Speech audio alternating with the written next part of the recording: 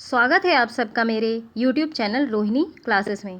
तो आज हम पढ़ेंगे क्लास 8 की ज्योग्राफी का चैप्टर 1 यानी कि संसाधन।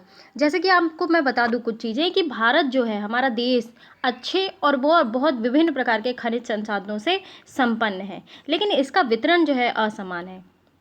जैसे मैं आपको बता दूं कि भारत में जो प्रायद्वीपीय चट्टानों में कोयले हो गए और खनिज हो गए और अभ्रक, ये अनेक अधात्विक खनिज के भंडार जो है यहाँ पे संचित हैं। ठीक है, तो हम पहले ये बात करेंगे कि संसाधन होते क्या है। इसके पश्चात हम बात करेंगे कि ये कहाँ कहाँ किस किस क्षेत्र में जो है सबसे ज़्यादा पाए जाते हैं। लोहा हो गया, तांबा, कॉपर, है ना, ये सारी चीज़ों के बारे में बात करेंगे। लेकिन इसके पहले हम ये जानेंगे कि वस्तु जो है संसाधन का रूप कैसे लेती है, संसाधन होता क्या है। तो बने रहिए मेरे साथ और चलिए बिना किसी देरी के स्टार्ट करते हैं। चैनल को सब्सक्राइब कर लीजिए, वीडियो को शेयर कर दीजिए और लाइक कर दीजिए। चलिए स्टार्ट करते हैं। तो देखिए, मोना और राजू जो है अपना घर साफ करने में अम्मा की मदद कर रहे थे। तो इन सभी चीज़ों को देखो, कपड़े, बर्तन, अनाज, कंघा, शहद की बोतलें, किताबें, है ना, ये सब उपयोगी हैं, मोना ने कहा। और इसीलिए जो है महत्वपूर्ण है, अम्मा ने कहा ये संसाधन है। तो संसाधन क्या है, अम्मा से राजू ने प्रश्न पूछा। तो अम्मा ने बताया वो प्रत्येक वस्तु जिसका उपयोग आवश्यकताओं को पूरा करने के लिए किया जा सकता है वह संसाधन है। अब देखिए, अब अपने चारों तरफ निरीक्षण कीजिए। आप जिस भी चीज़ का प्रयोग करते होंगे ना, उसमें वो चीज़ें जो हैं संसाधन है ना। जैसे आप प्यास लगती है, आप जल पीते हैं। आप अपने घर में जिस विद्युत का उपयोग करते हैं, स्कूल से जो है घर जाने के लिए किस चीज़ का उपयोग करते हैं, रिक्शा हो गया, पाठ्य पुस्तक जिसका उपयोग करते हैं, ये सब चीज़ तो ही तो संसाधन है ना। जल, विद्युत, रिक्शा, सब्जियाँ, पाठ्य पुस्तक, सब कुछ तो है संसाधन, है ना। और इसीलिए जो है ये उपयोगी हैं। क्यों क्यों क्योंकि हमारे द्वारा जो है ये प्रयोग में लाई जाती हैं। तो देखिए, एक वस्तु या फिर पदार्थ की उपयोगिता जो है उसे एक संसाधन बनाती है। अब राजू ये जानना चाहता है कि कोई भी वस्तु संसाधन बनती कैसे है।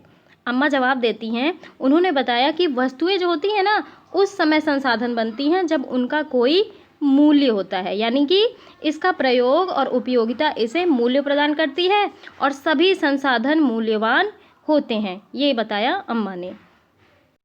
बिल्कुल बेसिक चीज़ें दी हुई हैं इसमें, बहुत ही इम्पॉर्टेंट भी है क्योंकि जो है सीटेट होने ही वाले हैं, आपको पता ही है ना। और सिविल के एग्ज़ाम देने के लिए तो 6 से 12 की एनसीईआरटी, 6 से 12 तक की एनसीईआरटी पढ़ना ही मस्ट है। आप किसी भी कोचिंग सेंटर में जाओ तो आपको पहले बोला ही जाएगा कि आप एनसीईआरटी पढ़ के आओ, है ना। बेसिक नीड है ये एनसीईआरटी। तो एनसीईआरटी जो है सभी एग्ज़ाम पॉइंट ऑफ व्यू से इम्पॉर्टेंट है, क्योंकि हमारा बेस ही नहीं क्लियर होगा तो हम आगे की चीज़ें कैसे जानेंगे, है ना। अब देखिए, मूल्य का अर्थ होता है महत्व।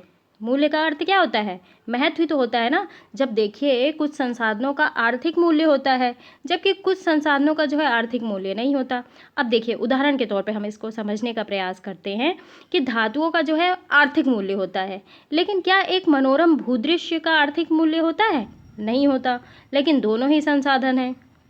अब आप भूमि में एक दृश्य देख रहे होंगे तो क्या क्या उसका आप कोई पैसा चुकाते हैं, नहीं चुकाते। आपको वो दृश्य अच्छा लगता है, आप देख लेते हो, आपको उसका कोई मूल्य नहीं चुकाना होता, तो वो आर्थिक मूल्य नहीं है। और ये लेकिन दोनों ही संसाधन हैं और मनुष्य की आवश्यकताओं को भी पूरा करते हैं। तो देखिए, कुछ संसाधन जो है ना, वो समय के साथ आर्थिक रूप में मूल्यवान हो सकते हैं। जैसे देखिए, आपकी दादी के जो है घरेलू नुस्खों की आज बहुत जो है कोई वाणिज्यिक मूल्य नहीं है, लेकिन यदि वे पेटेंट करने के उपरांत मेडिकल फर्म में बेचे जाएं तब वे आर्थिक रूप से मूल्यवान होते हैं। अब ये देखिए कि हमारे दादी दादा लोग गौमूत्र को बहुत ज़्यादा उपयोगी मानते थे, है ना। हमारे यहाँ वैल्यू नहीं की जाती थी, लेकिन जब गौमूत्र को जो है पेटेंट करा दिया गया तो क्या हुआ, उसकी वैल्यू सब जानने लग गए। अब आप ये सोच रहे होंगे कि मैम ने पेटेंट तो बोल दिया, लेकिन पेटेंट होता क्या है। अच्छा देखिए, पेटेंट ये होता है कि जब कोई विचार या फिर आविष्कार पर एकमात्र अधिकार से है, यानी कि हमने इस चीज़ की खोज की है, इस पर मात्र हमारा अधिकार है, यानी कि हमने पेटेंट कर दिया, अब आप इसका यूज़ करिए। तो देखिए, ये शब्दावली भी देख लीजिए। प्रौद्योगिकी क्या होता है, तो किसी जो है कौशल करने और वस्तु बनाने में नवीनतम ज्ञान का अनुप्रयोग, यानी कि कोई भी वस्तु आप बना रहे हो ना, तो उसमें नवीनतम चीज़ें इनहेल्ट करना, मतलब उसमें नवीनतम ज्ञान डालना ही प्रौद्योगिकी कहलाता है। ठीक है, उसका नवीनतम ज्ञान का प्रयोग करते हुए हम चीज़ें बना रहे हैं, तो ये हो गई प्रौद्योगिकी। तो देखिए, समय और प्रौद्योगिकी दो महत्वपूर्ण कारक है। देखिए, जो पदार्थ को संसाधन में परिवर्तित कर सकते हैं और दोनों लोगों की जो है आवश्यकताओं से संबंधित है। लोग स्वयं ही तो जो है सबसे महत्वपूर्ण संसाधन है। यही लोग तो जो है वस्तु को संसाधन के रूप में परिवर्तित करते हैं।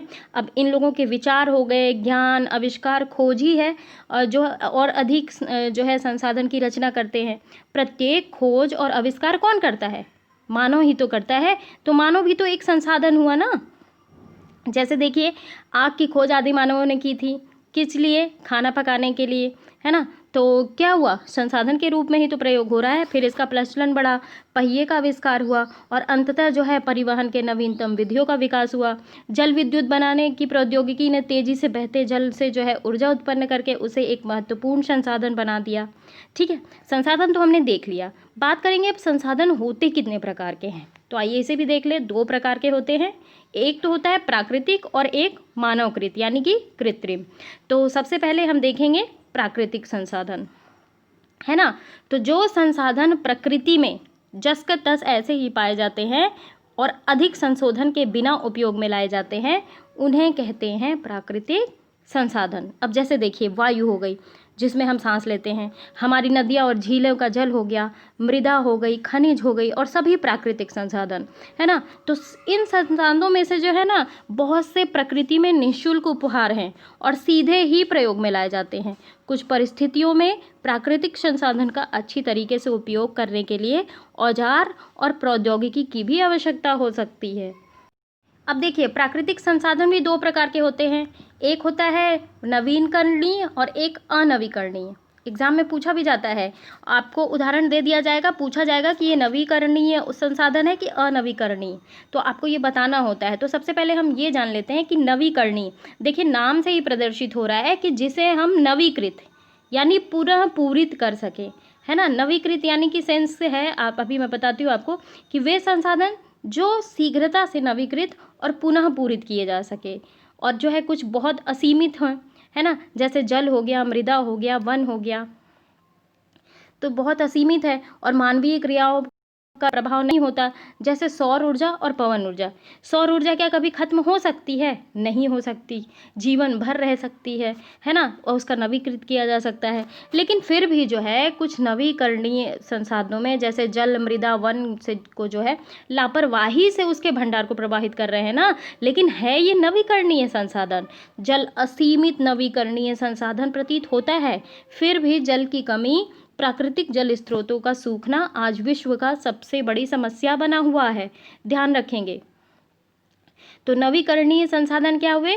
जो संसाधन नवीकृत या फिर पुनः पूरित हो सके। अब बात करेंगे अनवीकरणीय संसाधन क्या होते हैं। तो ये वे संसाधन होते हैं जिनके भंडार सीमित हैं। जैसे पेट्रोल हो गए, डीजल हो गए, इनके भंडार तो सीमित है ना।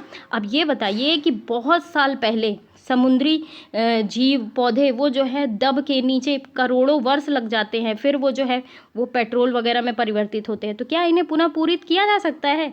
नहीं किया जा सकता। जब ये एक बार समाप्त हो जाएंगे तो इन्हें नवीकृत और पुनः पूरित होने में हजारों वर्ष लग जाते हैं। यानी कि यह अवधि मानव जीवन की अवधि से बहुत ज़्यादा अधिक है ना। तो देखिए, इस प्रकार के संसाधन जो है ना वो अनवीकरणीय संसाधन कहलाते हैं। जैसे देखिए, कोयला हो गया, पेट्रोल हो गया, प्राकृतिक गैस जो है, इनके उदाहरण हैं। तो देखिए, प्राकृतिक संसाधनों का वितरण भूभाग, जलवायु, ऊंचाई जैसे अनेक भौतिक कारकों पर भी निर्भर करता है और पृथ्वी पर इन कारकों में विभिन्नता होने के कारण संसाधनों का वितरण जो है वो असमान है, जैसा कि मैंने सबसे शुरू में बताया। अब बात करेंगे संसाधन के भंडार। तो ये जो है ये उपयोग के लिए संसाधन की उपलब्ध मात्रा से है। प्राकृतिक संसाधन हमने देख लिया।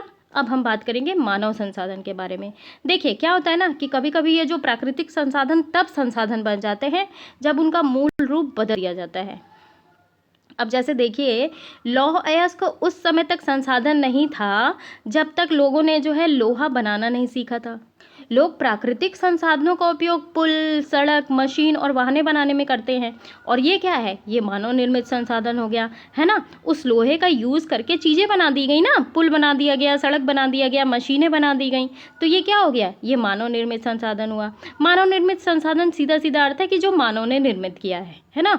और इसीलिए जो है हम जैसे लोग प्राकृतिक संसाधनों का उपयोग करके मानव निर्मित संसाधन बनाते हैं।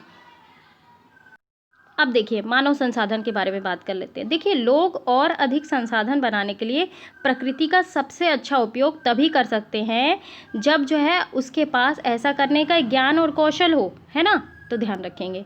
तो क्या है कि मानव संसाधन से तात्पर्य क्या है, लोगों की संख्या और योग्यता मानसिक और शारीरिक से है। और ये जो है मानव को संसाधन मानने के संदर्भ में लोगों में मतभेद है, और इतना होते हुए भी यह तथ्य से इनकार नहीं किया जा सकता कि मनुष्य की कुशलताएं ही भौतिक पदार्थों को मूल्यवान संसाधन बनाने के लिए सहायक हैं। तो देखिए इन्हीं सब चीज़ों की वजह से तो मनुष्य जो है एक विशिष्ट प्रकार का संसाधन है। अतः जो है लोग मानव संसाधन है। शिक्षा, स्वास्थ्य लोगों को बहुमूल्य संसाधन बनाने में मदद करती है ना। तो क्या हुआ, मानव भी एक प्रकार का संसाधन ही है। और अधिक संसाधनों के निर्माण में समर्थ होने के लिए लोगों के कौशल में सुधार करना मानव संसाधन विकास कहलाता है। अब देखिए संसाधन का संरक्षण कैसे होता है। देखिए मोना ने जो है एक बुरा स्वप्न देखा। उसने देखा कि पृथ्वी पर सारा जल सूख गया है और सारे पेड़ जो है वो कट गए हैं। वहाँ पर ना तो छाया ही थी, ना ही कुछ खाने पीने के लिए था। लोग परेशान हो रहे थे और चारों तरफ भोजन और छाया की तलाश में लोग निराश घूम रहे थे। तो उसने अपनी माँ को जो है सपने के बारे में बताया अपने। तो उसने पूछा, अम्मा क्या ये सच हो सकता है। तो अम्मा ने उत्तर दिया, हाँ, यदि हम जो है नवीकरणीय संसाधन के प्रति सतर्क नहीं रहेंगे। अब जैसे देखिए जल को नवीकरणीय संसाधन आप कहते हैं, लेकिन पीने योग्य जल मैं बता दूं आपको केवल 1% है, ठीक है, सिर्फ पीने योग्य जल। अब पूछेंगे आप, मैम हमारे यहाँ तो बहुत ज़्यादा वाटर है ना, हम पूरा जल से ही घिरा हुआ है। तो लेकिन जल से तो घिरा हुआ है, लेकिन खारा पानी ना, क्या आप नमक वाला पानी पूरे टाइम पी सकते हैं? नहीं पी सकते। तो ये जो वाटर है, पीने योग्य पानी 1% है। और अगर आप इसका प्रयोग जो है चिंतनीय रूप से करेंगे, क्या होगा, फालतू बेवजह बहाएंगे तो क्या होगा, ये भी एक दिन समाप्त हो जाएगा। जब 1% है तो जाहिर सी बात है समाप्त होगा, है ना। तो इनके दुर्लभ प्रयोग से ये ख़त्म हो सकते हैं। तो ये बहुत ही जो है दुर्लभ हो सकते हैं और अनवीकरणीय संसाधन निश्चय समाप्त हो सकते हैं, जाहिर सी बात है। तो राजू ने पूछा, हम इसके लिए क्या कर सकते हैं। बहुत कुछ अम्मा ने उत्तर दिया। अब देखिए संसाधनों का जो है सतर्कतापूर्व उपयोग करना, उन्हें नवीकरण के लिए समय देना संसाधन संरक्षण कहलाता है। तो संसाधन का उपयोग करने की आवश्यकता और भविष्य के लिए उनके संरक्षण में संतुलन बनाए रखना ही सतत पोषणीय विकास कहलाता है। बहुत इंपॉर्टेंट पॉइंट है ये कि देखिए हम जो है हमें ऐसे यूज़ करना चाहिए प्रकृति की चीज़ों का कि जिससे आगे आने वाले भविष्य में भी उनका संरक्षण जो है संतुलन बना रहे, और ये होता है सतत पोषणीय विकास। तो ये जो संसाधन होते हैं ना, इनके संरक्षण अनेक तरीके से किए जाते हैं। जैसे देखिए प्रत्येक व्यक्ति जो है उपभोग को कम करके वस्तु को पुनः चक्रण और पुनः उपयोग द्वारा जो है योगदान दे सकता है। अंततः ये है कि यह एक विभिन्नता बनाता है। क्यों? क्योंकि सभी जो है जीवन एक दूसरे से जुड़े हुए हैं। अब देखिए उस शाम बच्चों और जो है उनके मित्रों ने पुराने समाचार पत्रों और व्यर्थ वस्त्रों और बांस की डंडियों से लिफाफे और ख़रीदारी के लिए थैले बनाए। मोना ने कहा, हम इन वस्तुओं में से कुछ वस्तुएं उन परिवार को देंगे जिन्हें हम जानते हैं। तो मुस्तफ़ा ने कहा, अपने संसाधनों को बचाना और अपनी पृथ्वी को सजीव रखना यह एक बहुत अच्छा कार्य है। तो जैसी ने कहा, मैं बहुत ही सतर्क रहूँगी कि कागज़ व्यर्थ ना हो, क्योंकि कागज़ जो है पेड़ों को काट के बनता है। उसने जो है स्पष्ट किया कि कागज़ बनाने के लिए बहुत से पेड़ काट दिए जाते हैं। तो देखिए आगे देखिए, मैं ध्यान रखूंगा कि मेरे घर में विद्युत व्यर्थ ना हो। मुस्तफ़ा ने ज़ोर से कहा कि विद्युत जल और कोयले से मिलती है, तो इसीलिए जो है अगर जल और कोयला ही नहीं रहेगा, जब हम विद्युत का ज़्यादा प्रयोग करेंगे तो जाहिर सी बात है जल और कोयले की मात्रा में खपत भी तो ज़्यादा होगी ना। तो यही चीज़ बता रहे हैं। तो मैं विश्वास दिलाती हूँ कि घर में जल बेकार नहीं होगा। जल की एक एक बूंद मूल्यवान है, आशा ने कहा। बच्चों ने कहा, हम सब मिलकर अंतर ला सकते हैं। तो यही सब चीज़ें हैं। हमारी पृथ्वी जो है निवास करने वाले लोगों के भविष्य, पेड़ पौधे और परितंत्र की सुरक्षा जो है संरक्षण से जुड़ा हुआ है। हमारा कर्तव्य क्या है कि सभी नवीकरणीय संसाधनों के उपयोग सतत पोषणीय हों। और क्या, पृथ्वी पर जीवन की विविधता संरक्षित की जाए। और अगली चीज़, प्राकृतिक पर्यावरणीय तंत्र की हानि को कम से कम किया जाए, यानी कि जो भी जीवन की विविधताएं हैं ना, उन्हें संभाल कर रखा जाए, है ना, उनका दोहन ना किया जाए। अब देखिए, सतत पोषणीय विकास के कुछ सिद्धांत भी हैं। पहला सिद्धांत ये है कि जीवन के सभी रूपों का जो है आदर और देखभाल करना। दूसरी चीज़, मानव जीवन की गुणवत्ता को बढ़ाना। तीसरी चीज़, पृथ्वी की जीवन शक्ति और विविधता का संरक्षण करना। चौथी चीज़, प्राकृतिक संसाधनों के ह्रास को कम से कम करना। अगली चीज़ है पर्यावरण के प्रति व्यक्तिगत व्यवहार और अभ्यास में परिवर्तन। और अगली बात है समुदायों को अपने पर्यावरण की देखभाल करने की योग्यता। तो चलिए, यहीं समाप्त हो जाता है ये वीडियो, और अब हम बात करेंगे प्रश्न उत्तरों के बारे में, ये भी हम देख लेते हैं। अब देखिए, इस चैप्टर के अभ्यास लगा लेते हैं। पहला क्वेश्चन है, पृथ्वी पर संसाधन असमान से जो है क्यों वितरित है। तो देखिए, प्राकृतिक संसाधन जो है ना, इनका वितरण भू आकृति जो होती है, जलवायु हो गई, ऊंचाई, वनस्पति जैसे अनेक भौतिक कारकों पर डिपेंड करता है। तो पृथ्वी जो है इन कारकों में भिन्नता होने के कारण इनमें जो है संसाधन का वितरण असमान होता है। अगला क्वेश्चन है, संसाधन संरक्षण क्या है। तो देखिए, संसाधन का सतर्कता से और बुद्धिमत्पूर्णता से, यानी कि बुद्धि का प्रयोग करके उपयोग करना ही, उन्हें नवीकरण के लिए समय देना संसाधन संरक्षण कहलाता है। अगला क्वेश्चन है, मानव संसाधन महत्वपूर्ण क्यों है।